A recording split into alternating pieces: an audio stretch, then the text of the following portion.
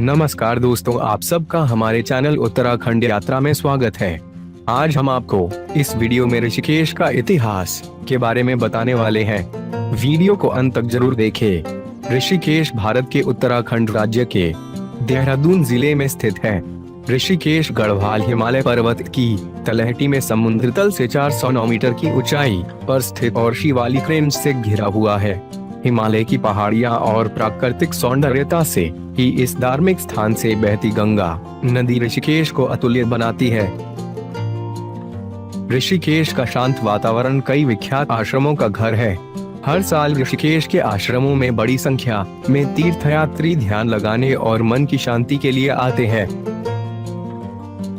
वशिष्ठ गुफा, लक्ष्मण झूला और नीलकंठ मंदिर आदि ऋषिकेश के प्रमुख पर्यटन स्थल है। ऋषिकेश दो शब्दों के संयोजन से बना है, ऋषिक और एश। ऋषिक का अर्थ है इंद्रियां और एश का अर्थ है भगवान या गुरुवार। सन 1960 के दशक में बीटल्स ऋषिकेश के पास योग का अध्ययन करने के लिए आया था। तब से इस शहर ने खुद को दुनिया की योग राजधानी कहा है। ऋषिकेश को केदारनाथ, बद्रीनाथ, गंगोत्री और यमुनोत्री का प्रवेश द्वार माना जाता है। पौराणिक कथा, ऋषिकेश में एक प्रसिद्ध संतरिहाना ऋषि का निवास स्थान था। उन्होंने गंगा नदी के किनारे तपस्या करी, जिसके कारण इनाम स्वरूप भगवान विष्णु ऋषिकेश के रूप में संतरिहाना ऋषि के समक्ष उपस्थित हुए। इस वजह से इस स्थान को ऋषिकेश का नाम दिया। यह भी माना जाता है कि ऋषिकेश पौराणिक केदारखंड का भाग है। इस स्थान में भगवान राम ने रावण को मारने के लिए घोर तपस्या करी थी।